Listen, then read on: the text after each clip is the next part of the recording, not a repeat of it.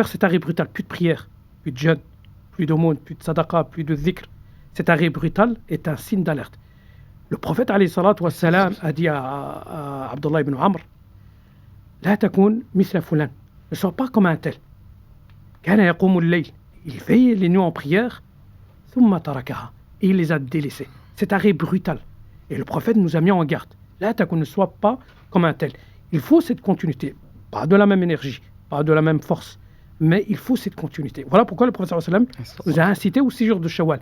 Nous avons jeûné un mois complet, nous sommes capables. Et il faut avoir cette continuité parce que le prophète nous a incité à faire ces 6 jours. Exactement. C'est-à-dire après le ramadan, on continue de jeûner. On va en parler un peu plus en détail justement en parlant des spécificités de. Il y a un point que je veux rajouter aussi, c'est qu'il y a un effet de groupe pendant le ramadan. Oui. Quand on est en période de ramadan, on voit les gens qui viennent en groupe à la prière et parfois avec sa famille, on va se motiver les uns les autres aussi à faire des choses. Et fatalement, c'est triste, mais 2 jours après, le jour de l'Eid, c'est un peu normal peut-être, mais on va dire, et encore, le lendemain de l'Eid, on retourne à la prière de l'Fajr, on retourne à la prière de Dhuhr. Une semaine, on est quoi, 2-3 semaines après. On retourne à la prière de Fajr, on voit pas le même nombre de gens.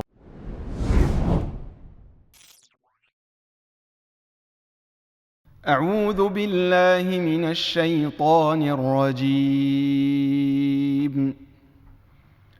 بسم الله الرحمن الرحيم وسيق الذين اتقوا ربهم إلى الجنة زمرا حتى إذا جاءوها وفتحت أبوابها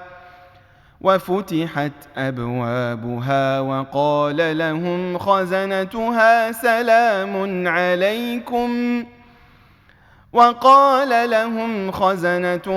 سلام عليكم طبتم فادخلوها خالدين وقالوا الحمد لله الذي صدقنا وعده وأورثنا الأرض نتبوأ من الجنة حيث نشاء فنعم أجر العاملين وترى الملائكة حافين من حول العرش يسبحون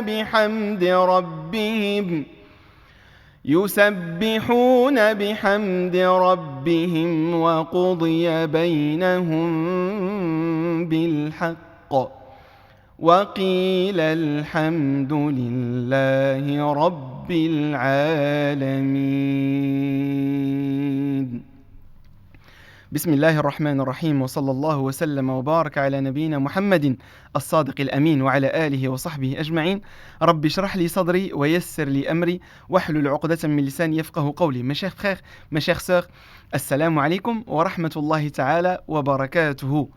Avant tout, nous remercions Allah subhanahu wa ta'ala de nous avoir permis de reprendre, walillahi alhamd, ces podcasts du mardi, donc un mardi sur 2, du côté des frères, et nous demandons à Allah subhanahu wa ta'ala de nous faciliter et de nous accorder sincérité dans nos paroles et nos actions, bi'idnihi subhanahu wa ta'ala. Alors évidemment, chaque podcast n'est pas complet sans la présence de mes chers intervenants, hafdhahumullah wa ra'ahum, comme vous l'avez vu. Évidemment, à ma droite, on a Sidi Omar Farid, hafdhallah, assalamu alaikum wa rahmatullahi wa barakatuh. Comment tu vas? Alhamdulillah Rabbil Alamin, ça fait plaisir. Déjà, c'est ton deuxième podcast depuis la reprise. Masha'Allah, Masha'Allah, Tabarak ar-Rahman. Inch'Allah, ce ne sera pas le dernier. B'idhnillah Azza wa Jal.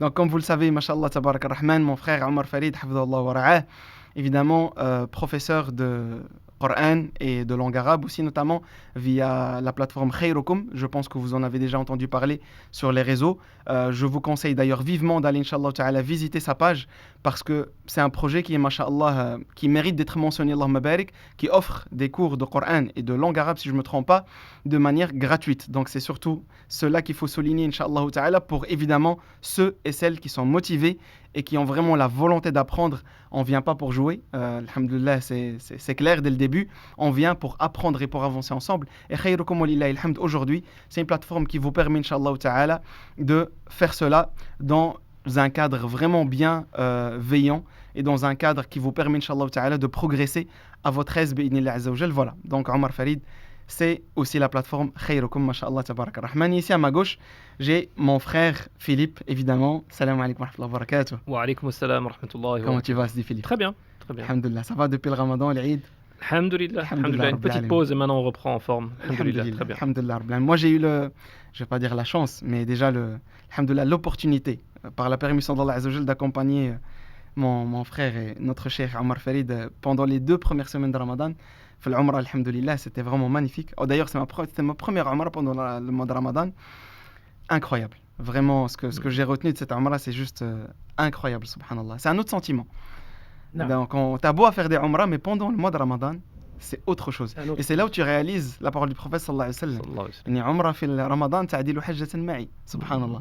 Tu ressens cette récompense qui est juste énorme. Déjà en état de jeûne, et en fait c'est doublement en état de jeûne, puis pendant la Umrah, pendant le Ramadan, mashallah, c'était quelque chose que je vous conseille d'ailleurs. Vivement, bi'idhnillah Azza wa Jal, dès que vous pouvez, et évidemment le Hajj avant tout, bien sûr si vous avez les moyens, mais vivement, Inch'Allah Ta'ala, de faire une Umrah, et je vous conseille pendant le mois de Ramadan, vous m'en direz quoi, Inch'Allah Ta'ala. Donc mon frère Philippe aussi, évidemment, qui est conférencier, mashallah, aussi professeur de Coran, si je me trompe pas, mais je pense qu'à chaque fois je te pose la question, tu mélanges un petit peu. Cette année, je donne Sira. Écoute, de façon générale, tu l'es, mashallah, mais pas pour le moment. Pas pour le moment. Cette année, je donne Sira, Aqida dans différents instituts. Mais c'est déjà énorme, Allahumma barik. Mashallah, tabarak rahman, qu'Allah vous préserve tous, Inch'Allah ta'ala. Donc aujourd'hui, on va parler d'un sujet qui est très important, et qui a toute son importance, surtout après le mois de Ramadan.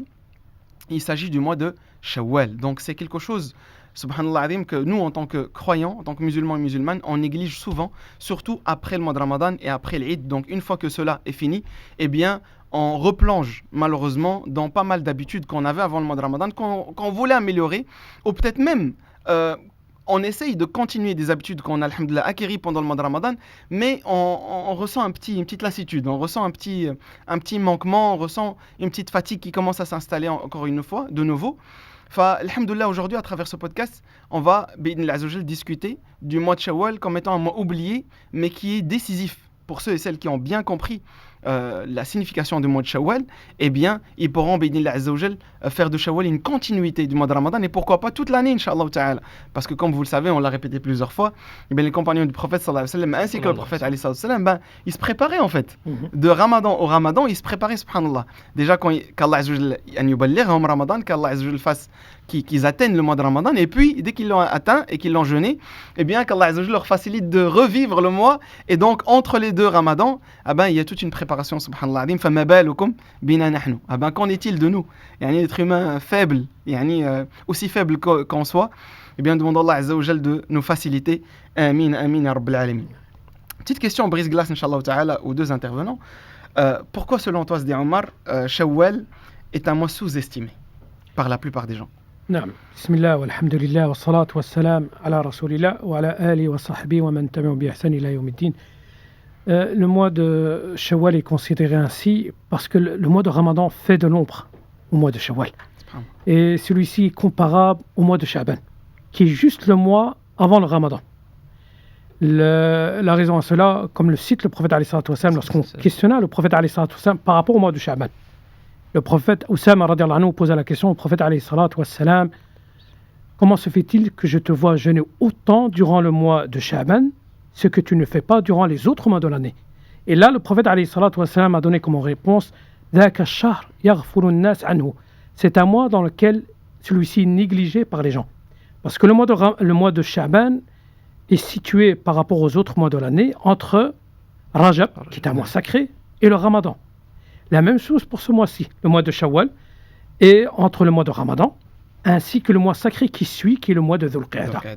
Et la récompense, une bonne action accomplie durant un des 4 mois sacrés, est décuplée. Alors comme le mois de Sha'ban, celui-ci est négligé, et le Ramadan ainsi que le mois sacré de Rajab font l'ombre au mois de Sha'ban, de même pour ce mois-ci. Ce mois de Shawwal, c'est le mois de Ramadan qui fait de l'ombre, ainsi que le mois qui va suivre, qui est l'un des 4 mois sacrés qui ont été mentionnés dans le Coran.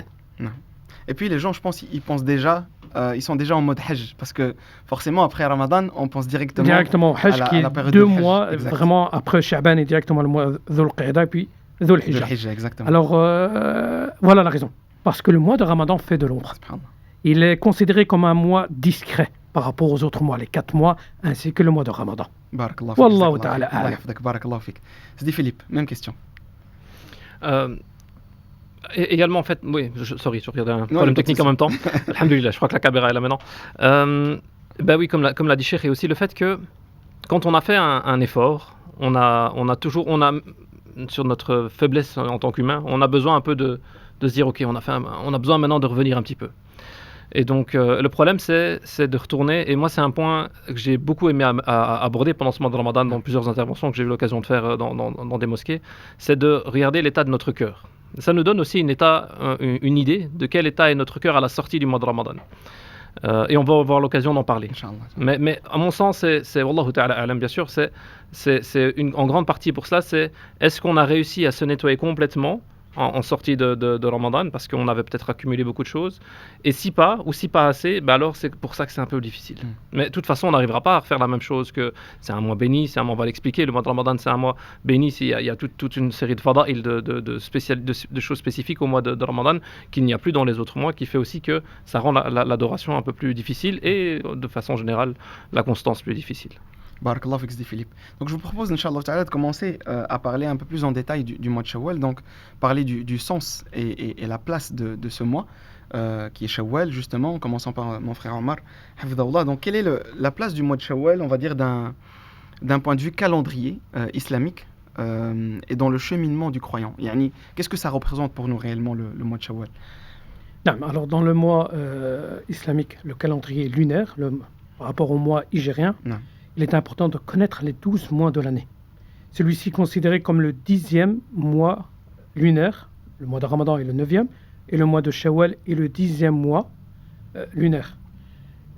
Pourquoi il est important de connaître les mois hijriens? La raison à cela, c'est de connaître déjà les 4 mois sacrés qu'Allah Azza wa Jalla a cités dans le Coran, ainsi que le prophète alayhi salatu wa sallam les a expliqués, les a cités, le mois de Rajab, Dhul Qa'da, Dhul Hijjah, Muharram. Le 5e mois important est le mois de Ramadan. Et comme on l'a cité, le mois de Sha'ban est entre le mois de Ramadan, qui est le 9e, et le mois de Dhul Qa'da, qui est le 11e. Donc plutôt Shawwal. Shawwal. Le mois de Shawwal, qui est entre Ramadan et Dhul Qa'da. Shawwal, qui est entre le mois de Ramadan et Dhul Qa'da. Voilà, Sha'ban qui est juste avant.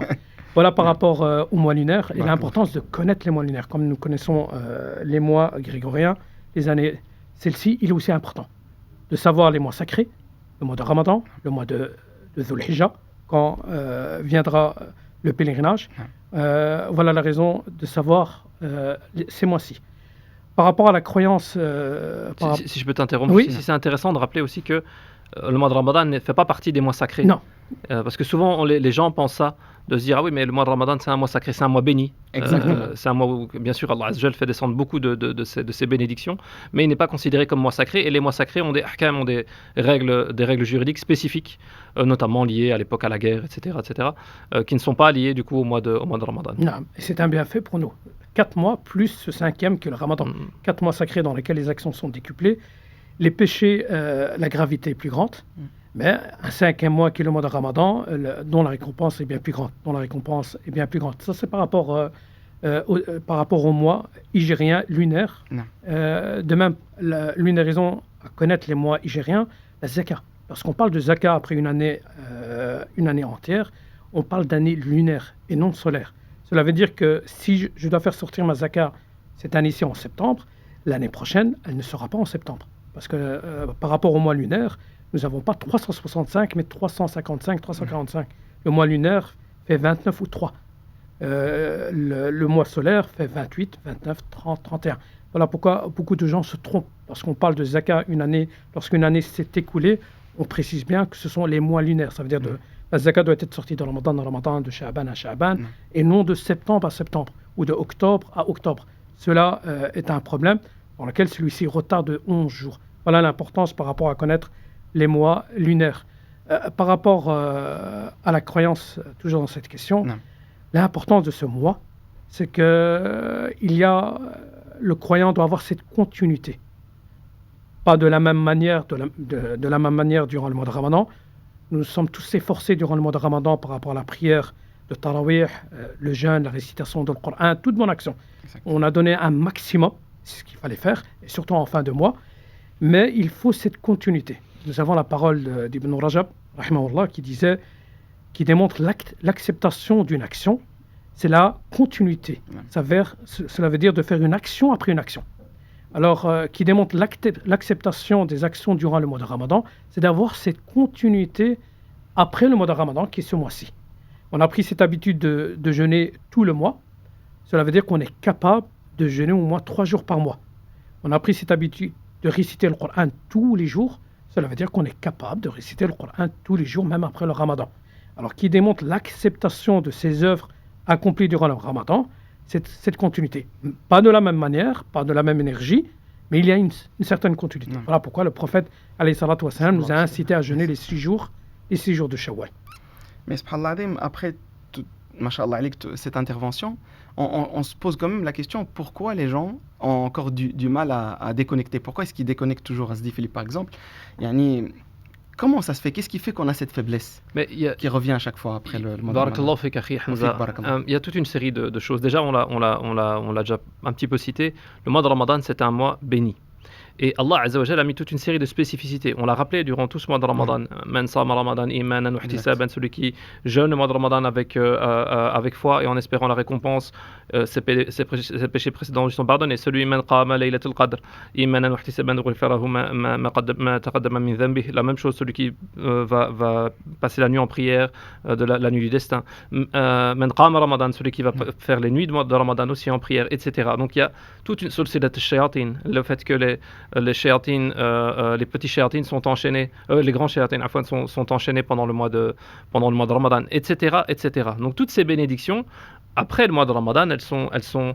Alors ça ne veut pas dire qu'elles ne sont plus là du tout, parce qu'il y a quand même une grande récompense à faire Qiyam Layl, il y a quand même une grande récompense à jeûner. Il y a toujours Allah Azza wa Jal, il est absolument pas ingrat. Et il est généreux. Elle est ouverte. Et donc il laisse les portes de Rahma, il les laisse ouvertes.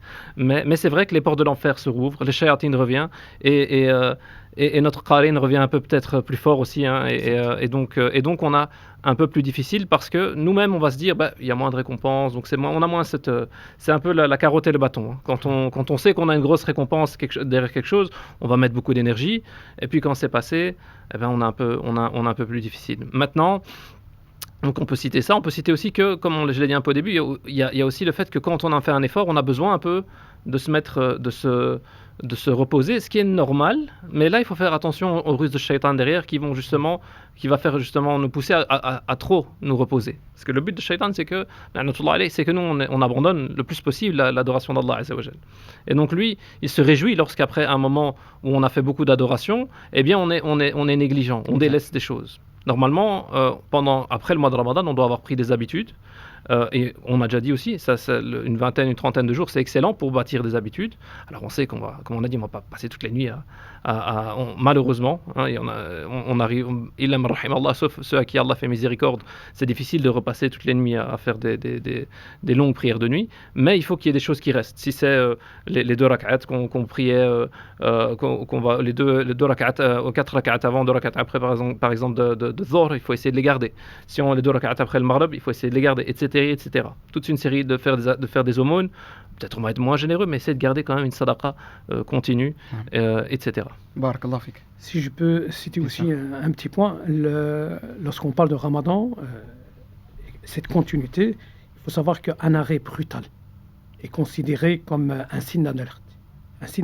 Un arrêt brutal. Ça veut dire que nous avons donné toute cette énergie durant le mois de Ramadan. Mais les jours d'après, le jour de l'Aïd, et les quelques jours après, si on fait un arrêt brutal, parce qu'on a pris pendant, comme l'a cité Philippe, pendant un mois nous avons jeûné. Nous avons veillé les nuits en prière, la récitation du Coran, le dhikr, l'invocation, tous ces actes. Mais faire un arrêt brutal, le jour de l'Aïd, le 2e jour, le 3e jour du mois de Shawwal, faire cet arrêt brutal, plus de prière, plus de jeûne, plus d'aumône, plus de sadaqa, plus de dhikr. Cet arrêt brutal est un signe d'alerte. Le prophète alayhi salatu wa salam a dit à Abdullah ibn Amr, La takoun misla fulan, ne sois pas comme un tel. Kana yaqumul layl, il veille les nuits en prière, ثم تركها. Et il les a délaissés. Cet arrêt brutal. Et le prophète nous a mis en garde. Là, qu'on ne soit pas comme un tel. Il faut cette continuité. Pas de la même énergie, pas de la même force. Mais il faut cette continuité. Voilà pourquoi le prophète sallallahu alayhi wa sallam nous a incité au 6 jours de Shawwal. Nous avons jeûné un mois complet. Nous sommes capables. Et il faut avoir cette continuité parce que le prophète nous a incité à faire ces 6 jours. Exactement. Ça veut dire après le ramadan, on continue de jeûner. On va en parler un peu plus en détail justement en parlant des spécificités de. Il y a un point que je veux rajouter aussi, c'est qu'il y a un effet de groupe pendant le ramadan. Oui. Quand on est en période de ramadan, on voit les gens qui viennent en groupe à la prière et parfois avec sa famille, on va se motiver les uns les autres aussi à faire des choses. Et fatalement, c'est triste, mais 2 jours après, le jour de l'Eid, c'est un peu normal peut-être, mais on va dire, et encore, le lendemain de l'Eid, on retourne à la prière de l'Fajr, on retourne à la prière de Dhuhr. Une semaine, on est quoi, 2-3 semaines après. On retourne à la prière de Fajr, on voit pas le même nombre de gens. Et c'est comme ça. C'est comme ça tout. Chaque année, c'est la même chose. Mais donc, c'est ça aussi. Le fait qu'on fasse les choses en groupe, c'est motivant. On va venir avec ses amis, etc. Maintenant, on doit faire les choses. Alors, on peut faire de temps en temps aussi la prière de la nuit en groupe, mais la base, c'est que celui qui prie la nuit, il va la prier seul en général. Et donc, c'est plus difficile à faire le pas. Mais il faut qu'on essaye, subhanallah, parce que je trouve que allez, tous les ingrédients sont là et on se les prouvait pendant le mois de Ramadan. Donc pourquoi en fait ne pas continuer, ne fût-ce que par des petites actions aussi, c'est vraiment... durant le mois de Ramadan, la foi est au sommet. Subhanallah. Le prophète sallallahu alayhi wa sallam dit qu'en dehors du Ramadan, inna ash-shaytan yajri min bani adam majra ad-dam. Le shaytan circule dans le corps humain comme le sang circule dans les veines. Celui-ci circule jusqu'à arriver au cœur et il commence à murmurer, chuchoter, nous inciter à faire du mal. Pendant le mois de Ramadan, il est enchaîné. Il a quasi plus d'influence. Mais une fois que le jour de l'Aïd arrive, on commence le premier jour de Shawwal, Shaitan revient. Bien sûr. Il revient et lorsqu'il revient, durant un mois, il n'a rien pu faire. Il faut savoir que dès lors, à partir du premier jour... La frappe, elle est lourde. Voilà pourquoi c'est difficile. Ajib. Une fois qu'on sort du mois de Ramadan, il est très difficile, mais c'est à nous d'avoir cette continuité après le mois de Ramadan. Vous savez, en parlant de cette présence de Shaitan et puis de son absence, subhanallah, je ne sais pas vous, mais personnellement, avec toute modestie, je ressens. En fait, c'est peut-être nafahat Ramadan. Le fait d'être dans Ramadan, c'est déjà quelque chose. Je ressens réellement. On le voit le premier jour de l'Aïd. Le jour de l'Aïd, on le voit déjà. C'est incroyable. Les problèmes. Mais vraiment, ça revient très vite. Et je veux dire, même personnellement, on ressent spirituellement parlant la différence. En fait, on ressent qu'on n'est plus Ramadan. Et comme c'est incroyable. Et comme cette année-ci, le Eid est tombé un vendredi. Les gens étaient présents à la prière de l'Eid, mais Al-Jumu'ah, j'ai remarqué, les imams ont remarqué moins de présence à la prière de Jumu'ah, en sachant que la prière de Jumu'ah est une obligation. Même s'il y a cet avis dans lequel, lorsque l'Eid tombe un vendredi, que celui qui se présente à l'Eid, il n'y a pas cette obligation à être présent à Al-Jumu'ah, pas chez les Malikites. Chez les Malikites, la prière de Jumu'ah est une obligation par rapport à la prière de l'Eid. Cela veut dire que même si tu t'es présenté à la prière de l'Eid, tu dois être présent à la prière de Jumu'ah. Celle-ci reste obligatoire chez les Malikites. Même s'il y a un avis chez les Hanbalites dans lequel il est permis, mais pas chez les Malikites. Et les savants ont répondu par rapport au hadith dans lequel le prophète dit celui qui a prié la prière de l'Eid n'est pas obligé d'être présent. Selon les Malikites, ils ont interprété que c'est pour les Bédouins qui habitent à l'extérieur de Médine et qu'ils avaient difficile à se présenter à la prière de l'Eid et d'attendre jusqu'à Jumu'ah. Et là, le prophète sallallahu alayhi wa sallam leur a donné la permission. Alors cette permission est spécifique à ceux qui habitent à l'extérieur de la ville. Chez les Malikites, la prière de le vendredi, si ça tombe un jour de l'Eid, reste obligatoire. Wallahu ta'ala. Barakallah fik, jazakallah khair. Ça c'est très très bien à noter parce que même le jour de l'Eid, effectivement, j'ai entendu beaucoup de gens se poser la question. Oui, alors tu vas à la prière de Jumu'ah ou pas? Subhanallah, des choses comme ça qui. Spécifiquement, si on n'a pas. Alors je dis pas si on a bougé. Alors si on a voyagé, bien sûr, on est de toute façon excusé. Mais même dans ce jour-là, voilà. En général, il y a toujours moyen. On habite près de mosquées. On n'est pas. C'est pas compliqué. On est déjà bien habillé. On est déjà. Mais on ressent l'absence des fidèles parce que le mois est passé.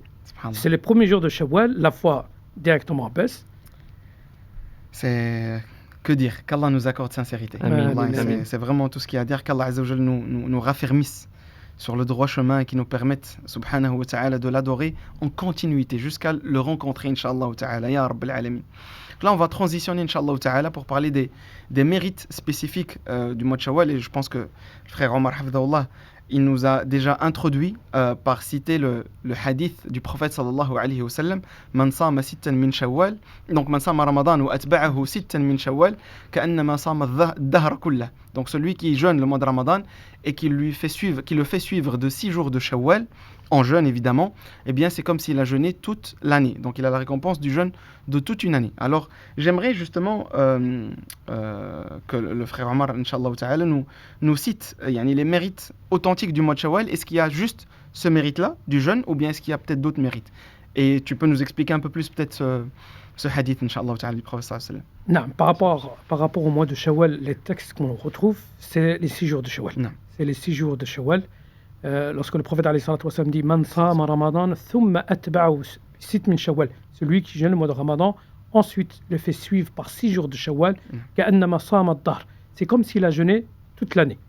L'explication de cela revient au verset dans lequel Allah Azza wa Jal dit Man ja'a bil hasana falahu ashru amthaliha, celui qui accomplit une bonne action, elle sera récompensée, décuplée par 10. Alors le fait de jeûner le mois de Ramadan, qui est un mois entier, on fait x 10, c'est équivaut à 10 mois. On rajoute les 6 jours de Shawwal. Les 6 jours de Shawwal, 6 jours x 10, tout est décuplé par 10. Man ja'a bil hasana, celui qui accomplit une bonne action est décuplé par 10. 6 jours x 10, ça fait 60 jours, qui est équivaut à 2 mois. On les additionne aux 10 mois, ça fait un total d'une année complète. Exactement. Chez les Malikites, je reviens toujours chez les Malikites, l'imam Malik considérait le jeûne de Shawwal makrouh. Et non, il le considérait. Il le considérait, la raison à cela, de peur que les gens croient l'obligation de jeûner les 6 jours. Juste pour traduire makrouh, c'est détestable. Détestable. Il est détestable. Cela veut dire que celui qui le délaisse, qui ne le fait pas, il n'est pas en état de péché. Voilà par rapport au statut juridique de le makrouh. Chez les Malikites, c'est par rapport à cette peur que les gens croient que c'est une obligation. Ensuite, lorsque le prophète alayhi salatu wa sallam dit Man sama ramadan thumma atba', pour avoir cette récompense, c'est d'abord jeûner le mois de Ramadan. La condition. Non, la condition. Alors celui qui doit récupérer un certain jour du Ramadan, chez les hommes, doivent d'abord récupérer ces jours, ensuite rajouter les 6 jours. Chez les femmes, la situation est différente, parce que nous retrouvons la parole de Aïcha radiyallahu anha, qu'elle ne pouvait récupérer ses jours de Ramadan qu'au mois de Sha'ban, qui veut dire 11 mois après. Enfin, les savants ont pris de cela que la femme, si elle doit récupérer un certain jour de Ramadan dû aux règles, maladie ou autre, à ce moment-là, il lui est permis à la femme de commencer par les 6 jours de Shawwal et ensuite rattraper. Mais pour les hommes, il y a cette obligation d'abord de terminer le mois de Ramadan. Alors, le prophète alayhi salatu wa sallam a bien dit, celui qui jeûne le mois de Ramadan et ensuite fait suivre par les 6 jours. Parmi les avis aussi cités par rapport aux 6 jours, certains vont plus loin, il n'y a pas cette obligation de les accomplir durant le mois de Shawwal. Il y a certains même si dans le hadith c'est cité. Même si dans le hadith c'est cité les 6 jours de Shawwal. Parce que si on les accomplit en dehors de Shawwal, que tu jeûnes 6 jours, ça reste x 10. Et ça fait une année entière. Voilà pourquoi certains savants sont de cet avis-là. Que même celui qui n'a pas eu la possibilité de le faire durant Shawwal, pour telle ou telle raison, qu'il le fasse après. Le plus important, c'est que dans l'année, il a fait 6 jours pour additionner au mois de Ramadan, qui fait un total d'une année entière. Jazakallah khair. J'ai une question encore pour toi, mais je reviendrai. Si je ne me trompe pas, même dans le madhab malikite, ça reste une, même si là on a l'avis de l'imam Malik, mais le Malikia, les savants malikites considèrent ça toujours comme une sunna de faire les 6 jours de Shawwal. Peut-être citer un mot sur le fait de est-ce qu'il faut les faire d'affilée ou pas spécialement. C'est aussi des questions qui reviennent souvent. Deux points qu'on peut traiter encore. Est-ce qu'il faut les faire dans l'ahkam pur, dans les règles pures? Est-ce qu'il faut les faire d'affilée? Non. Ou est-ce qu'on peut il n'y a pas d'obligation à le faire d'affilée, que ce soit des jours récupérés du mois de Ramadan ou des jours surrogatoires. Il n'y a aucun mal à les séparer. Il est toujours bien de les suivre l'un après l'autre, mais il n'y a aucun, même s'il y a un hadith qui est cité, mais celui-ci est faible.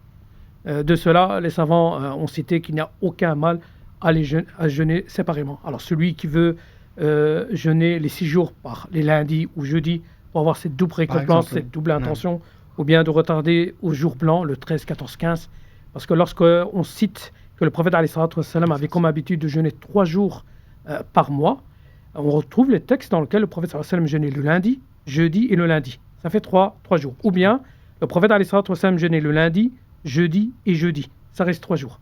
Ou les 3 premiers jours du mois, 3 derniers jours du mois, ou le 13, 14, 15.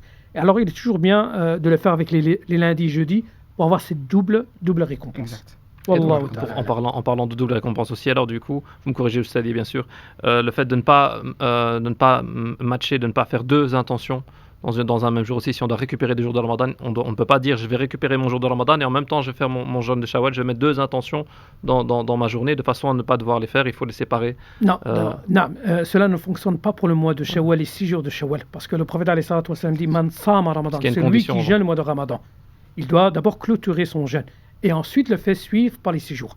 Mais pour tout le reste, Omar ibn Khattab avait comme habitude, s'il devait récupérer un certain jour le mois de Ramadan, il le faisait le jour de Arafat. Il faisait une double intention. Mais pourquoi pas le Shawwal? Parce que le prophète sallallahu alayhi wa sallam a mis comme condition de clôturer le mois de Ramadan, ensuite de le faire suivre.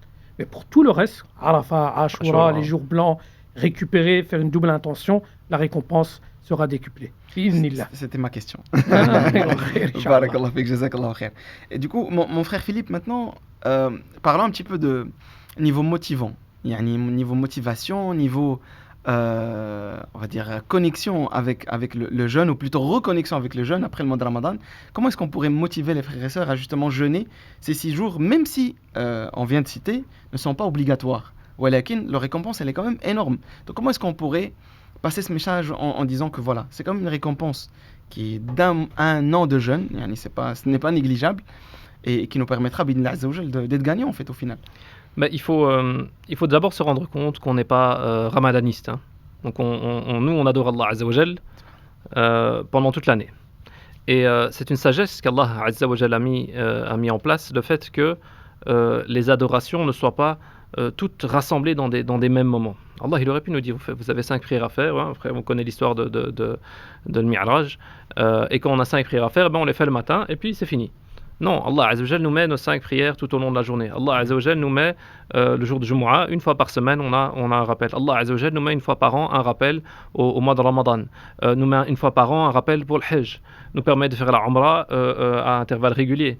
Et il y a des textes aussi qui poussent à faire la Umrah régulièrement. Et donc tout ça dans le sens où Allah Azza wa Jal a mis les règles de la religion afin qu'on retourne vers lui fréquemment. Et donc, par les adorations diverses. On a parlé du jeûne, on a parlé de la prière, on peut parler de la zakat, qui est aussi quelque chose d'annuel, etc. Faire des sadaqat souvent.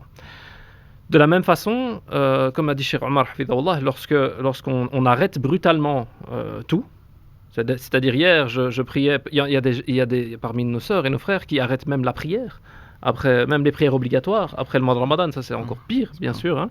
Mais ça arrive, mais c'est des choses qu'on voit et qu'on entend.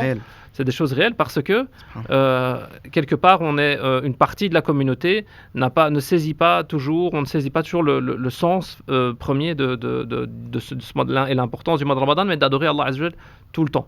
Et donc on ne doit pas être ramadaniste et se dire ok, j'adore Allah Azza wa Jal pendant le mois de Ramadan, mais après c'était dur, c'était fatigant, etc. Alors oui, certainement on a plus dur, on a expliqué, mais je dois faire quand même mon effort afin d'atteindre cette récompense. Et Allah Azza wa Jal, par sa bonté, il nous met encore des récompenses là derrière. Or que Allah aurait pu tout simplement il aurait pu ne rien y avoir par rapport à cela cité par le prophète sallallahu alayhi wa sallam, ou aucune récompense, juste jeûner 6 jours après. Mais le fait que, encore une fois, Allah Azza wa Jal essaie de nous motiver avec cela, il faut essayer de prendre un maximum. On doit malheureusement, et moi le premier, on ne voit pas la vie d'ici-bas comme une station. On voit la vie d'ici-bas comme quelque chose de permanent. Et du coup, on se dit, c'est lourd quand même. Et maintenant, l'heure, elle a changé. Alors, le Maghreb, il est à 20h20. C'est une autre histoire. Ça, c'est vrai aussi. Ça revient souvent. Et moi, le premier, en été, c'est plus compliqué de jeûner. Bien sûr. En été, c'est plus compliqué de jeûner. Alors que les compagnons, ils cherchaient le jour le plus long et le plus chaud. Pour que la récompense soit... Aïcha radiyallahu anha parlait du jeûne pendant l'hiver, disait c'est une récompense froide, mais dans le sens où c'est facile. C'est facile, voilà. Et eux, ils parlaient encore en Arabie, avec la chaleur de l'Arabie. Comme on dit. Les calculs sont plus les mêmes. Nous, on a 35 degrés ici, on se dit que non, mais franchement, à un moment donné, je pense que ça doit nous donner un déclic quand même, parce que allez, on peut pas entendre ça, dire que les compagnons ridwanullahi alayhim, ils cherchaient justement ces récompenses, ils cherchaient ces difficultés entre guillemets dans l'adoration, tout pour que la récompense soit multipliée, décuplée, et que nous aujourd'hui, avec tout le confort qu'on a, subhanallah, il y a encore des gens qui, évidemment, bon, je vais pas rentrer dans la question, mais des gens qui voyagent par exemple en avion, etc., est-ce que je jeûne ou pas, etc., avec tout le confort qu'on a, franchement, à un moment donné, enfin, je veux dire, en revenant au verset d'Allah subhanahu wa ta'ala du Coran al-Karim, à un moment donné, voilà, il n'y a pas photo, même si on a évidemment, religieusement parlant, on a les permissions quand on voyage, etc.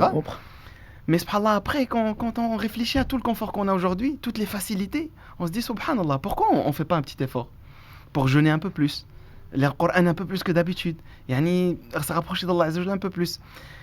Subhanallah, c'est vraiment des choses qui prouvent, encore une fois, que le shaitan, Allah, était vraiment absent pendant le mois de Ramadan. Wallah, pour moi, ça ne signifie que ça. Parce que pendant le mois de Ramadan, on avait cette facilité à faire des bonnes actions. On avait cette facilité à évoquer Allah Azza wa Jal, cette facilité à donner, cette facilité à lire le Coran al-Karim.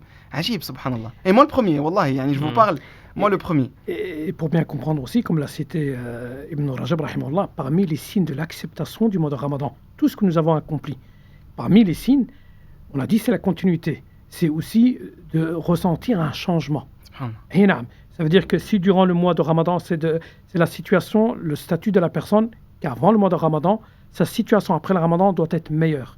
S'il ressent ce rapprochement de son Seigneur après le Ramadan, cela veut dire que son mois est accepté. S'il retombe dans le péché, tout reste entre les mains d'Allah Azza wa Jal. Mais s'il retombe dans le péché après le mois de Ramadan, c'est entre les mains d'Allah Azza wa Jal que ces actes n'ont pas été acceptés. Alors l'acceptation, c'est de ressentir un changement après le Ramadan. Si on a cette continuité, pas de la même manière, pas de la même énergie, mais il y a cette continuité.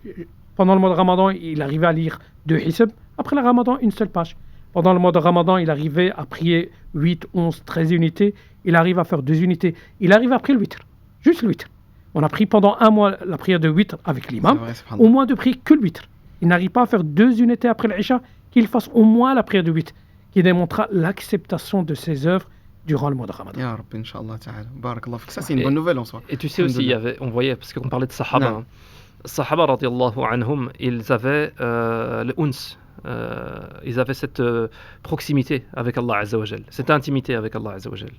Et c'est ça dont peut-être il nous manque aujourd'hui. C'est le fait que lorsque on jeûne pendant le mois de Ramadan, on est censé se reconnecter un peu plus, ou se connecter un peu plus avec Allah Azza wa Jal et se rapprocher d'Allah Azza wa Jal. Si après Ramadan on délaisse tout, qu'en est-il de cette proximité? S'il y a une personne que nous on aime, nos parents, notre épouse, eh bien on veut se rapprocher de cette personne, on veut rester avec cette personne. Qu'en est-il du Créateur des cieux et de la terre? Si on s'est rapproché de lui et on a goûté vraiment à cette intimité avec Allah Azza wa Jal, et on a fait un podcast pendant le mois de Ramadan sur le fait de s'isoler avec Allah Azza wa Jal, eh bien on doit avoir envie d'y retourner. Mais comme je l'ai dit, notre cœur est parfois sali par toutes ces choses, tous ces péchés et toutes ces mauvaises habitudes qu'on a prises, on y retourne très vite. Et subhanallah, il y a aussi le fait que normalement on doit avoir ce qu'on appelle aussi shawq, on doit avoir l'envie de retourner vers Allah. Je prends ça comme exemple avec mes élèves, parfois en leur disant, vous savez, quand on regarde une série, je vais un peu plus léger, quand tu regardes une série, qu'est-ce qui se passe dans ta journée comme ça, ou un manga, parce que j'étais dans une classe avec des jeunes, ils me parlaient, oui mais les mangas, je dis, quand tu regardes un manga, et que tu alors faut pas regarder les mangas, déjà faut pas trop regarder ça, en plus de ça il y a beaucoup de shirk, il y a beaucoup de choses, mais je disais à cette sœur, une jeune sœur dans un cours pour les enfants qui me posait la question, elle dit oui mais moi les mangas j'aime bien. Je lui dis écoute ma sœur, la journée comme ça, quand tu es un nouveau manga, ou les frères quand ils ont un nouveau jeu vidéo, ils sont à l'école, qu'est-ce qui va passer par la tête pendant la journée? Je vais rentrer le soir, je vais prendre la PlayStation, je vais jouer, je vais rentrer le soir, je vais regarder la suite de ce qui s'est passé avec je sais pas, moi je me suis arrêté à Son Goku et machin quand j'étais jeune, mais avec le truc de manga. C'est ça ce sentiment là, on est censé l'avoir avec Allah Azza wa Jal. de se dire... Bien sûr, on n'est pas en train de comparer ça avec Allah Azza wa Jal, mais non, mais ça doit être plus. Ça doit être plus. Ça doit être plus, ça doit être plus important de me dire, je vais retourner prendre un moment pour parler avec Allah Azza wa Jal, pour faire ma prière d'abord obligatoire évidemment, et même faire des prières en plus pour me rapprocher d'Allah. Alors, on n'est pas des anges, hein, c'est difficile pour tout le monde, on est d'accord, mais c'est vers ça qu'on doit tendre. Exact. Et si maintenant dans notre journée on pense que à notre jeu vidéo, à notre manga, à notre série, à notre machin, qu'est-ce qui s'est passé entre Jacqueline et François, je sors des noms au pif, il y a un problème, c'est qu'on n'a pas assez travaillé justement notre cœur et que notre cœur il reste pollué par ces choses. Parce que même si on dit oui, il y a ce qu'on appelle l'awal mubah, il y a des passe-temps qui peuvent être autorisés, on pourrait même dire certaines séries peut-être dans certaines limites, hein. Malgré tout, il ne faut pas que ça passe le dessus sur notre amour pour Allah Azza wa Jal, sur notre amour pour le prophète sallallahu alayhi wa sallam. Et c'est ça que les compagnons avaient. Les compagnons, quand ils quittaient le prophète sallallahu alayhi wa sallam, ils étaient mal.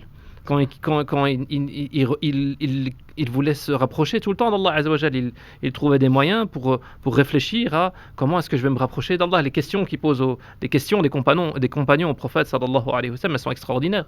Ils cherchent tout le temps quelle est la bonne manière, la manière qui va me donner le plus de hasanat de me rapprocher d'Allah Azza wa Jal. Nous, c'est le contraire. On essaie de savoir c'est quoi le minimum syndical. Ouais, mais si je fais pas ça, j'ai un péché ou j'ai pas de péché. Subhanallah, ajib. Qu'Allah nous accorde la sincérité, ya Rabbil Alamin. C'est pour ça qu'il y a une petite règle qui a été mentionnée par le prophète alayhi salatu wa salam. Lorsqu'on a parlé du mois de Ramadan, qui était un mois intense de jeûne, de prière, beaucoup de spiritualité, il faut savoir qu'après le Ramadan, lorsqu'on demande une continuité, il y a une règle. Le prophète alayhi salatu wa salam dit Ahabbul a'mal ila Allah adwamuhu wa in qal. Voilà la règle. Les actes les plus méritoires auprès d'Allah Azza wa Jal, c'est celle qui est continue, minime soit-elle. Alors pendant un mois, c'était un mois de jeûne, de prière. Cette continuité, cette règle, c'est, comme on l'a dit, pour la prière, au moins de faire 8. Au moins de faire 8. Pour le jeûne, essayer de faire 3 jours par mois. 3 jours équivaut à un mois. La récitation du Coran, c'est de prendre ce hadith comme un fondement pour la continuité après le Ramadan. Ahabbul a'mal ila Allah adwamu wa in qal. L'acte le plus méritoire, c'est celle qui est continue, minime soit-elle. Rajouter à cette règle une autre règle, c'est d'avoir cette continuité dans l'action dans laquelle tu as cette facilité. Vous avez certaines personnes qui ont facile à jeûner, même dans des jours intenses de chaleur, ils ont cette facilité. D'autres non, d'autres ont très difficile. Vous avez certains qui n'arrivent pas à jeûner les 6 jours de Shawwal. Mais si tu lui dis de lire plus dans le Coran, il te dit ah oui, le Coran, moi j'ai pas de problème. Alors on lui demandera de rester dans son domaine. Quelqu'un qui a plus facile à faire l'aumône que veiller les nuits en prière, on lui dira reste dans ton domaine qui est l'aumône. Chacun en fonction de où il trouve cette facilité dans l'acte d'adoration. La continuité minime soit-elle, est de prendre celle qui est la plus simple pour lui. Voilà pourquoi certains se sont plaints de l'imam Malik. Lorsqu'ils ont cherché comment étaient ces actes d'adoration, ils ne trouvaient pas que l'imam Malik veillait les nuits en prière, ni jeûnait, ni l'évocation. Alors lorsqu'ils ont écrit une lettre à l'imam Malik par rapport à cela, il leur a dit chacun son domaine. Vous avez des gens qui ont la facilité de jeûner, d'autres qui ont la facilité de faire l'aumône, d'autres la prière. Moi, mon domaine, c'est l'enseignement des sciences religieuses. Laissez-moi dans quoi je suis. Chacun cherche son domaine. S'il trouve plus facile à jeûner, qu'il jeûne.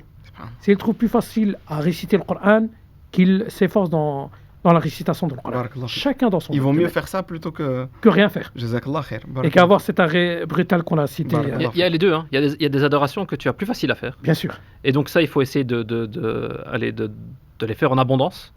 Et puis il y a des adorations qui sont plus dures. Mm-hmm. Et là, quelque part, faut savoir se faire violence aussi. C'est un challenge. Mais je l'envoie moi-même en premier. Il y a certaines adorations qui sont plus difficiles. Mm-hmm. Et il faut vraiment... Et parfois, on le fait. Hein. Je vais partager une petite faïda. J'avais personnellement le jeûne du mois de Sha'ban, de jeûner pendant le mois de Sha'ban avant Ramadan.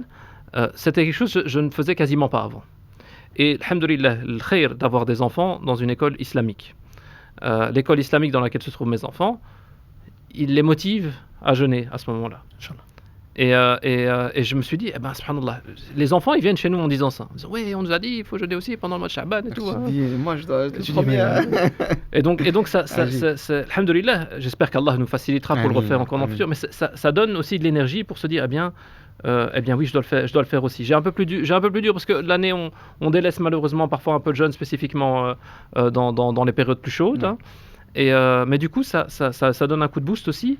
Et on se rend compte une fois qu'on le fait qu'en fait, ouais, surtout quand c'est des jours séparés comme ça, c'est absolument pas la mort. C'est absolument pas la mort. C'est pas 30 jours qu'on fait d'affilée. Jazakallah khair. On va, Inch'Allah ta'ala, faire une petite coupure, pub, on va dire publicité plutôt. C'est même pas de la publicité, vous l'avez compris, c'est concernant la cagnotte Tipeee que Dariftan a mis en place. Et juste après, Inch'Allah ta'ala, on continuera avec le mois de Shawwal, mais plutôt d'un point de vue historique. Donc, que s'est-il passé pendant le mois de Shawwal dans notre si belle religion qui est l'islam, Inch'Allah ta'ala. Donc, comme vous le savez, la cagnotte Tipeee mise en place par Dariftan Prod vous permettra, Inch'Allah ta'ala, par la grâce d'Allah subhanahu wa ta'ala, de pouvoir investir dans le projet. Qu'est-ce que ça veut dire investir? Eh bien, tout simplement, faciliter, Inch'Allah ta'ala, la mise en place des différents projets, que ce soit celui-ci, donc les podcasts du mardi ou du jeudi pour les sœurs. Puis, vous avez aussi les différentes séries, alhamdoulilah rabbil alamin, qui commencent à se mettre en place, dont la première était la sira du prophète sallallahu alayhi wa sallam, et bien évidemment plein d'autres. Nous avons aussi parlé des 4 califes récemment, alhamdoulilah rabbil alamin, ça a été publié et c'était filmé par le frère Mohamed al-Muqaddam hafidhahullah, d'ailleurs qu'on salue à travers ce live, et plein d'autres séries inshallah ta'ala qui arriveront incessamment. Et donc barakallahu fikum, tout cela a évidemment un coût.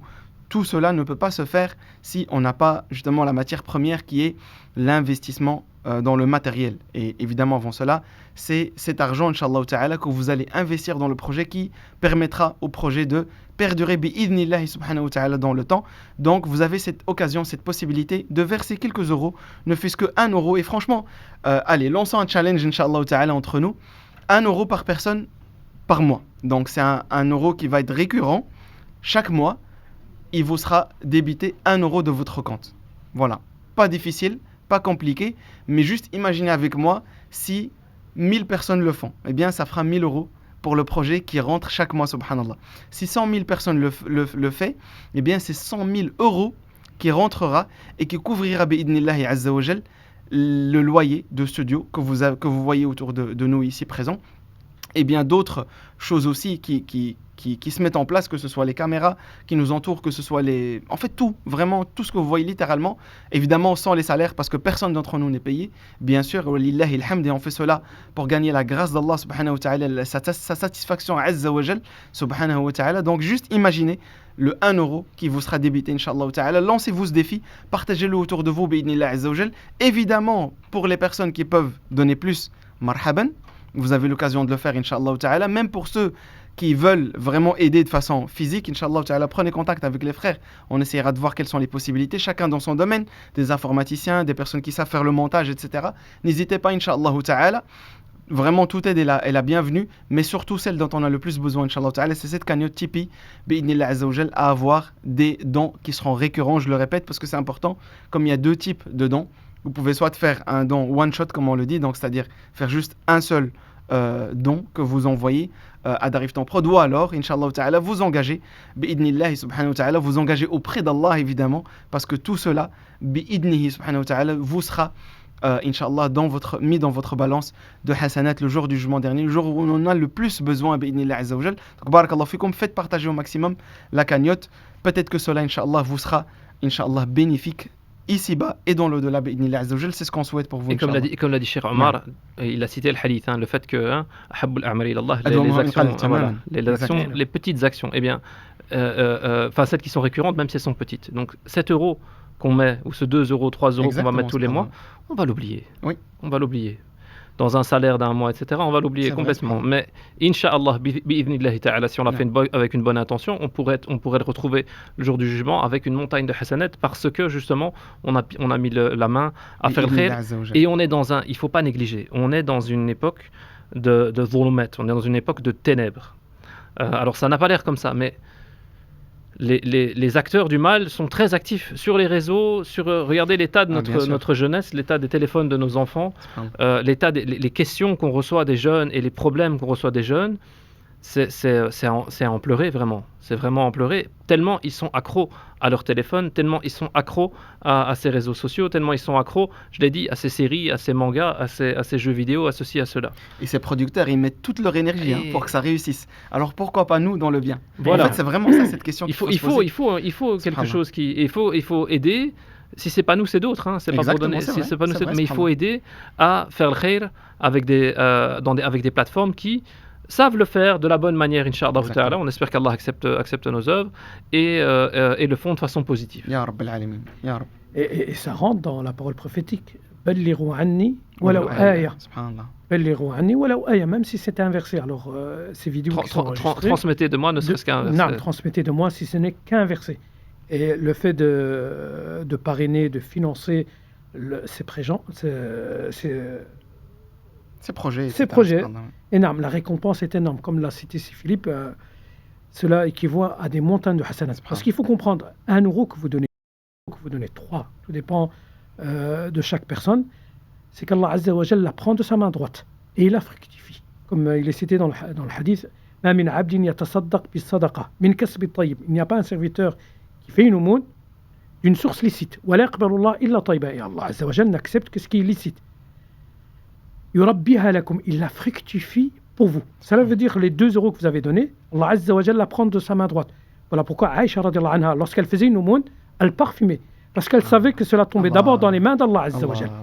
Et une fois que c'est dans les mains d'Allah Azza wa Jalla, il la fructifie. Lorsque nous avons un compte bancaire et qu'en fin d'année, on reçoit ces quelques cents, ces quelques euros, parce que vous avez un capital de 10, 15, 20, vous ne recevez que 2, 3, 10, 15 euros.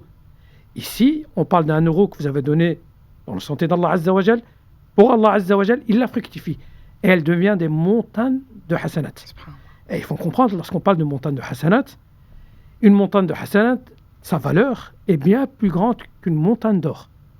Une montagne de hasanat, une montagne d'or, c'est pas 1 kilo, c'est pas 1 tonne, ce sont des tonnes.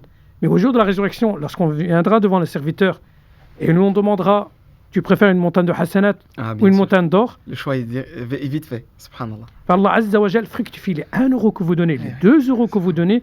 Allah Azza wa Jal la prend de sa main droite, il la fructifie et la transformera au jour de la résurrection en montagne de hasanat. Barakallahu fik, Sidi Omar. Jazakumullahu khair, Sidi Omar, Sidi Philippe. Barakallahu fikum pour le rappel.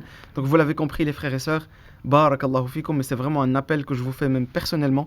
Yani, n'hésitez vraiment pas à visiter, Inch'Allah Ta'ala, cette cagnotte, à la faire tourner au maximum. C'est une cagnotte typique qui vous permettra de faire, Inch'Allah Ta'ala, un investissement pour la vie d'ici-bas et dans l'au-delà, qui vous sera bénéfique par la grâce d'Allah Azza wa Jal. Quelques euros, ça peut partir d'1 euro, Inch'Allah Ta'ala, que vous ne verrez même pas partir de votre compte bancaire, mais qui sera récurrent tous les mois, Inch'Allah Ta'ala. Ça aidera énormément. Vous ne pouvez pas imaginer comment ça contribuera, Inch'Allah Ta'ala, au bien du projet. Bi'idnillahi Azza wa Jal. On revient, Inch'Allah Ta'ala, à notre sujet qui est le mois de Shawwal dans l'histoire islamique. Alors, Sidi Omar, on sait très bien que il s'est passé des choses durant le mois de Shawwal, surtout à l'époque du prophète sallallahu alayhi wa sallam, que ce soit les expéditions, le ghazawat, etc. Quels sont les événements que tu pourrais citer, Inch'Allah Ta'ala, qui ont vraiment marqué ce mois? Les plus importants. Non, les plus importants. Nous avons la bataille de Uhud. Exact. Barakallahu fik. Et celle de Hunayn. Subhanallah. Celle de Hunayn. Alors, le jour de Hunayn, où votre nombre vous a... Ils étaient 12 000. Subhanallah. Par rapport à l'ennemi, ils étaient nombreux. C'était la première fois où les musulmans étaient... Mais dû à cela... أعجبتكم كثرتكم الله عز وجل l'a cité. Voilà. Votre nombre vous a... Votre nombre vous a plu. Il vous a plu, mais dans le sens... je ne sais pas comment le traduire, en fait. Correctement. Il vous a trompé. Voilà, votre nombre vous a trompé. C'est dans ce sens-là. Et nous avons la bataille de Uhud. La bataille de Uhud dans laquelle l'ennemi s'est présenté à Médine. L'ennemi s'est présenté à Médine et la raison à cela, c'est dû à la bataille de Badr, l'an 2 de l'Hégire, lorsque Quraysh a perdu. Les musulmans étaient au nombre de 315 contre 1000. Ça veut dire un homme devait combattre 3.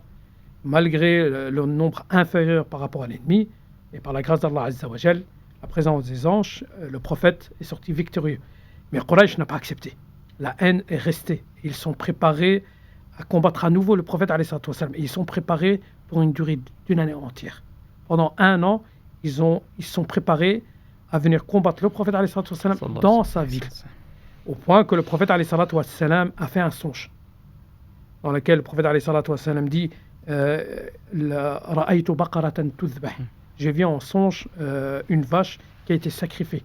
وَذُؤَابَةِ سَيْفِ ثَلْمَةٍ, qu'il y a une fissure à mon épée, à la pointe de l'épée du prophète alayhi salatu wassalam. Et le prophète l'a interprété. Et le prophète alayhi salatu wassalam l'a interprété en disant que la vache qu'il a vue en rêve qui a été sacrifiée qu'un grand nombre de ses compagnons vont tomber martyrs. Et ils étaient au nombre de plus de 70 compagnons. Parmi eux, Mus'ab ibn Umayr. Mus'ab ibn Umayr, qui était issu d'une famille très riche. Lorsqu'il ne s'était pas encore converti à l'islam, il était issu d'une famille très très très riche. Mais lorsqu'il est décédé, rahimahullah, on n'a pas trouvé de linceul pour couvrir tout son corps. On n'a pas trouvé de linceul. Il était issu d'une famille riche, mais dû à sa conversion, sa famille a refusé de l'aider.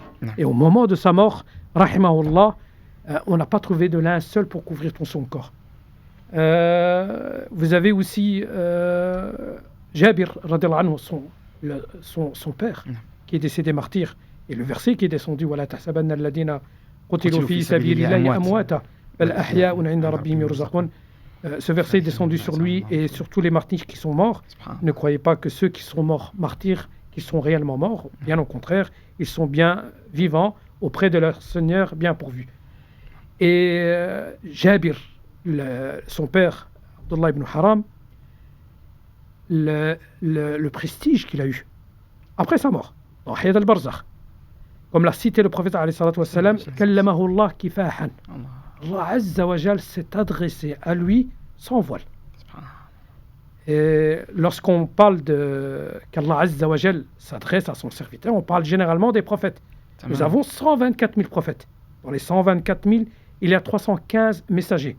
Et dans les 315 messagers, la majorité d'entre eux n'ont pas pu avoir cet honneur de s'adresser à Allah, exalté soit-il. Parmi eux, vous avez Kalimullah, Moussa. Moussa alayhi salam, vous avez Adam, vous avez notre prophète alayhi salatu wassalam. Mais le nombre, on ne peut pas plus que les doigts de nos mains. Moussa a pu s'adresser à Allah Azza wa Jal directement sans intermédiaire de Jibril. Allah Azza wa Jal lui a parlé. Wa kallamahu Allah Moussa taklima. À quel degré? C'est dans le verset dans lequel Allah Azza wa Jal dit wa nadaynahu min janibi at-tur al-ayman wa qarrabnahu najiyya. Lorsqu'Allah Azza wa Jal a appelé Moussa, il l'a rapproché de lui et il a utilisé le terme najiyya, qui est la parole discrète. Et lorsqu'il y a une parole discrète, c'est que la personne est à l'oreille de l'autre, lorsqu'il vient s'adresser à lui. Là, on parle de Moussa. Parmi les compagnons, vous avez le père de Jabir, qui a pu s'adresser à Allah Azza wa Jal. Qu'est-ce que Jabir a demandé à son Seigneur? Lorsqu'Allah Azza wa Jal lui a dit « Que veux-tu » il lui a demandé de revenir sur terre et de combattre à nouveau. Jabir, le père de Jabir, radiallahu anhu, Abdullah ibn Haram, il a eu ce privilège de s'adresser à Allah Azza wa Jal. Les gens d'Uhud ont tous d'ailleurs, si je ne me trompe pas, Abdullah ibn Haram radiallahu anhu, il était même mutilé au point où sa famille, quand a vu son corps, ont crié, ou des femmes ont vu son corps, ont crié. Donc, c'est même la plupart des martyrs de Uhud ont été mutilés par les Quraysh, et ça a été. C'est un événement important dans notre histoire, subhanallah. Il y avait aussi Hamza, l'oncle du prophète.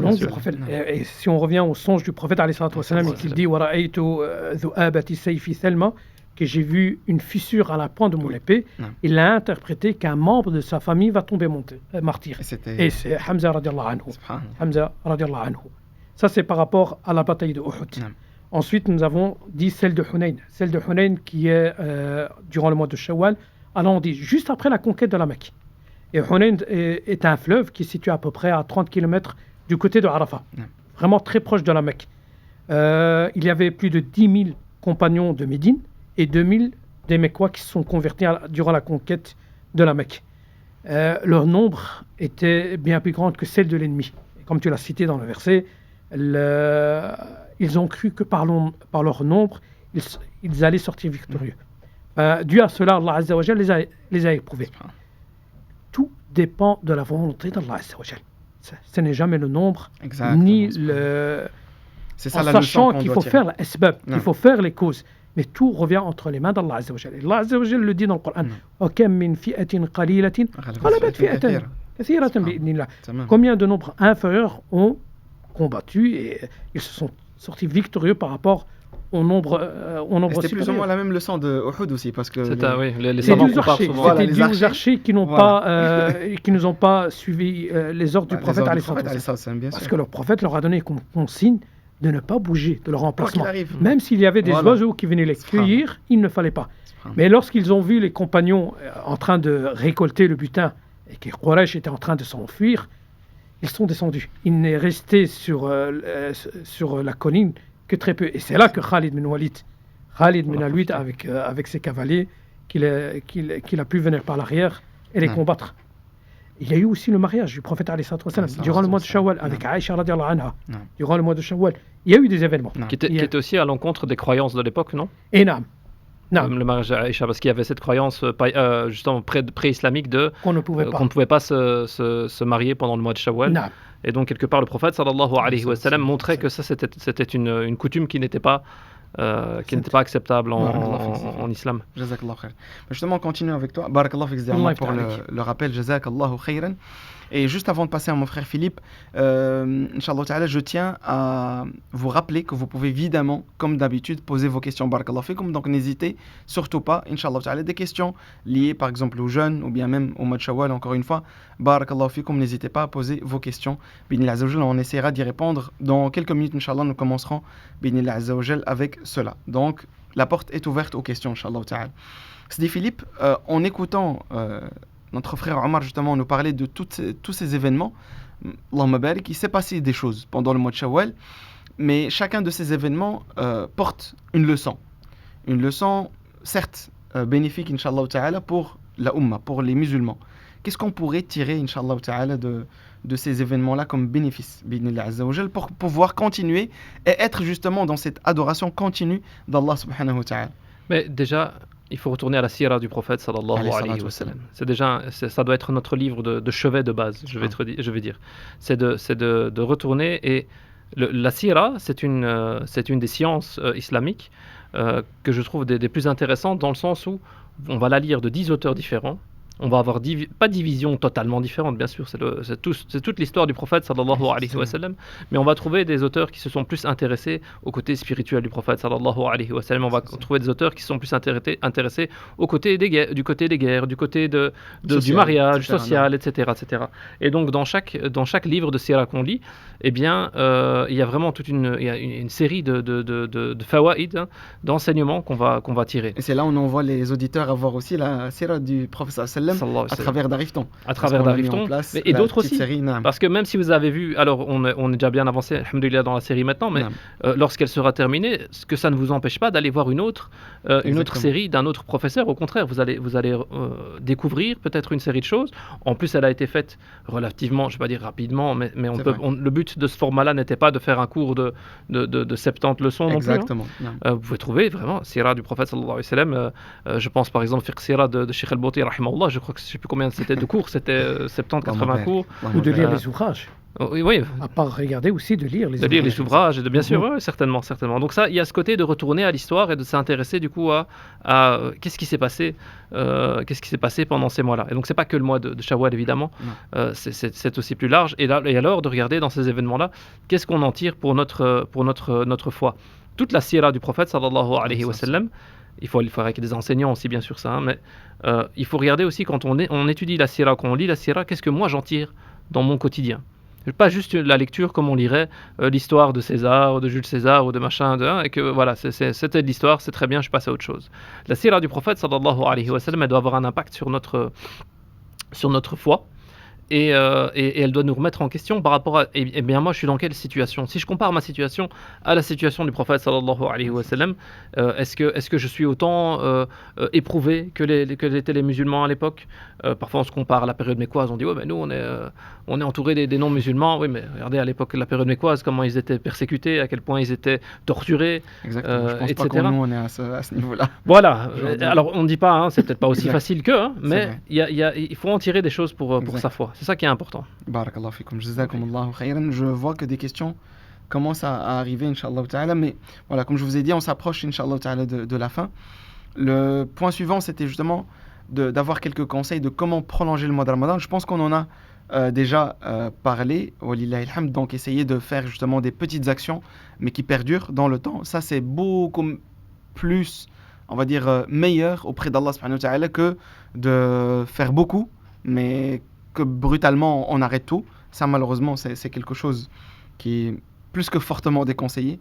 Barakallahu fikum, ça je pense que c'est quelque chose qu'on a noté. Mais la plus importante, c'est la recommandation prophétique. Barakallahu fikum. La plus importante, c'est de jeûner les 6 jours. Exact. On parle de récitation du Coran, on parle de la prière nocturne, mais la plus importante, c'est la recommandation prophétique. Parce qu'elle a été spécifique. Voilà. Le prophète a cité 6 jours de Shawwal pour avoir cette immense récompense d'un jeûne d'une année entière. Ensuite, chacun dans son domaine, s'il trouve la facilité dans la récitation du Coran, dans la mémorisation du Coran, qu'il se lance. Toujours par petite étape, par étape, qui suit l'une après l'autre. Wallahu ta'ala. Barakallahu fiik, jazakallahu khairan. Alhamdulillah. Donc je pense qu'on peut déjà peut-être commencer avec la première question. Donc n'hésitez pas, mes frères et sœurs, Inch'Allah ta'ala, à poser vos questions, barakallahu fikum, pour qu'on puisse y répondre, Inch'Allah ta'ala. Avant de commencer peut-être la première question, je tiens à, Inch'Allah ta'ala, faire quelques invocations, bénillah azawajal, pour certaines personnes, comme la première, donc l'invocation pour l'arrière-grand-mère de notre frère Haroun, qui fait partie de l'équipe d'Arifton, que vous ne voyez pas évidemment en live, ou plutôt dans les vidéos, mais mashallah, il est toujours il travaille dans l'ombre, mashallah, avec le reste de l'équipe, et il s'est déplacé aujourd'hui en Algérie pour voir sa grand-mère, son arrière-grand-mère, Allahumma barik, qui est fortement malade. Nas'Allah subhanahu wa ta'ala an yushafiha min kulli da. Allahumma shafiha innaka anta shafi. شافها شفاء عاجلا غير آجل شفاء لا يغادر سقما ولا يترك ألما يا رب العالمين إنك على كل شيء قدير. Nous avons aussi la grand-mère de Younous et Hanan, donc c'est l'équipe féminine du côté des sœurs, et ils demandent des invocations pour leur grand-mère. نسأل الله سبحانه وتعالى أن يحفظها نسأل الله سبحانه وتعالى أن يرزقها الصحة والعافية وأن يجعل ما تبقى من عمرها في طاعته سبحانه وتعالى وأن يشافيها من كل داء إنه لذلك والقادر عليه. Nous avons aussi évidemment une invocation pour notre sœur Hanan qui a le pied cassé. Subhanallah azim, ça s'est passé très rapidement, en demandant Allah subhanahu wa ta'ala de lui accorder une guérison totale, ya Rabbil Alamin, pour qu'elle puisse revenir, Inch'Allah ta'ala, à sa vie normale, avec son petit, avec son foyer. Nous demandons Allah subhanahu wa ta'ala de lui faciliter, parce que franchement, c'est pas évident pour une maman qui a des enfants, subhanallah, d'avoir ce genre d'épreuve. Nous demandons Allah subhanahu wa ta'ala de lui faciliter. Allahumma shafiha innaka anta shafi. Allahumma shafiha bi shifaik wa afiha bi dawaik. Allahumma ya rabbil alamin arzuqha as-sihhata wal afiya. Allahumma arji'aha ila ahliha salimatan ghanimatan ya rabbil alamin innaka ala kulli shay'in qadir wa bi ijab jadir waj'al hadha inshallah hadha al-kasr. Qu'Allah azza wa jalla fasse de ce pied cassé inshallah ta'ala une expiation de ses péchés inshallah ya rabbil alamin innahu li dhalika wal qadiru alayh. Alors nous avons aussi une dernière invocation, Inch'Allah, pour, je ne sais pas si vous l'avez bien écrit, Assi Radar, c'est ça? Je ne sais pas si c'est bien écrit, c'est ça? Qui vient de décéder, la ilaha illallah. C'est un homme? C'est une femme. Donc Assi Radar qui vient de décéder, nas'Allah azza wa jalla yarhamha. Allahumma arhamha ya rabbil alamin bi rahmatika al-wasi'a. Allahumma thabbitha 'inda as-su'al. اللهم ثبتها عند السؤال واجعلها يا رب العالمين ممن يجيب بما يرضيك يا ذا الجلال والإكرام. اللهم يا ربي ارحمها واغفر لها وعافها واعف عنها وأكرم نزلها ووسع مدخلها. اللهم اغسلها بالماء والثلج والبرد. اللهم نقها من الذنوب والخطايا كما ينقى الثوب الأبيض من الدنس يا رب العالمين. اللهم اجعل قبرها روضة من رياض الجنة ولا تجعله حفرة من حفر النار إنك على كل شيء قدير. وارحم جميع موتى المسلمين يا رب العالمين وشافي جميع مرضى المسلمين إنك Nous pouvons, Inch'Allah ta'ala, passer aux questions. Alors la première question, et c'est la seule qu'on a reçue jusqu'à présent, donc n'hésitez pas, Inch'Allah, à poser vos questions. Nous allons consacrer les 10 dernières minutes, Inch'Allah ta'ala, qui suivent à vos questions. Donc la question c'est, qu'est-ce qu'il faut faire si on a jeûné les jours de Shawwal sans savoir qu'il fallait rattraper les jours manqués de Ramadan? Non, bismillah, alhamdulillah, wa salatu wa salam ala rasulillah. Si la personne était ignorante, à ce moment-là, il n'y a aucun mal. Voilà pourquoi on incite toujours à poser la question avant de faire un acte. Et on incite toujours à apprendre les sciences religieuses. Lillahi alhamd, les cours actuellement ici en Europe se donnent dans les langues du pays, ici en Belgique. Nous l'avons en français, en néerlandais. Il y a cette facilité. C'est un acte d'adoration. L'apprentissage de la science est un acte d'adoration et l'un des chemins qui mène vers le paradis. Si celui-ci ne le savait pas, il n'y a aucun mal. Il devra uniquement rattraper ces jours du Ramadan manqués. Wallahu ta'ala. Et la récompense est là. Walillah alhamd, la récompense est là. Jazakallah khair. Alors la deuxième question, c'est plutôt, je pense, une demande. Donc une personne qui demande si vous pouvez rappeler l'exemple de Aïcha radiyallahu anha, notre mère, la mère des croyants, Aïcha radiyallahu anha, et de son report, donc le fait qu'elle a ajourné, qu'elle a postposé le jeûne le fait de rattraper ces jours de Ramadan de 11 mois, mais qui a quand même pu faire Shawwal. Donc le fait qu'elle fasse Shawwal quand même, mais qu'elle a ajourné, on va dire, les jours de Ramadan. Donc si vous pouvez faire le rappel, est-ce que, en fait, je pense... Réexpliquer l'histoire. Voilà, réexpliquer l'histoire et peut-être la raison. Oui, et réexpliquer le raisonnement Voilà, des ulama, des savants par rapport à comment ça se fait qu'elle a ajourné, qu'elle a postposé de 11 mois alors qu'elle aurait pu le faire avant. Dans le hadith, dans la parole qu'elle cite, elle dit « Parce que j'étais préoccupée par les occupations du prophète alayhi salatu wa salam ». Et nous avons le hadith dans lequel, pour un jeûne surrogatoire, le prophète alayhi salatu wa salam demande la permission, qu'elle doit demander la permission à son mari pour jeûner un jeûne surrogatoire. Voilà la raison. Un jour obligatoire, là, il n'y a nul besoin de demander, mais pour un jeûne surrogatoire, il est demandé à la femme d'avoir la permission du mari. Voilà pourquoi elle retardait cela jusqu'à 11 mois après.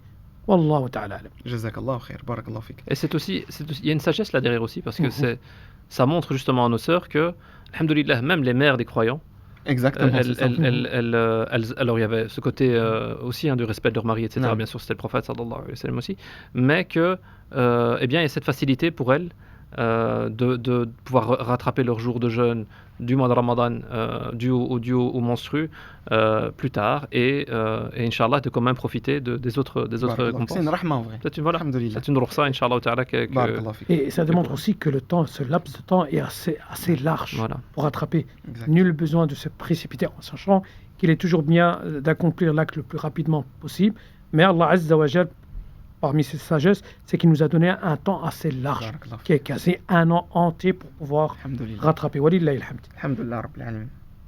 Sidi Philippe, quel livre recommanderais-tu pour la sira du prophète sallallahu alayhi wa sallam? Alors on va généralement recommander le Nectar cacheté, parce que c'est le livre qui est le plus historiquement, je vais dire, complet, qui a reçu des prix. C'est un livre très narratif, qui explique les événements les uns après les autres. Il y a des livres un peu plus romancés, si j'ose le mot.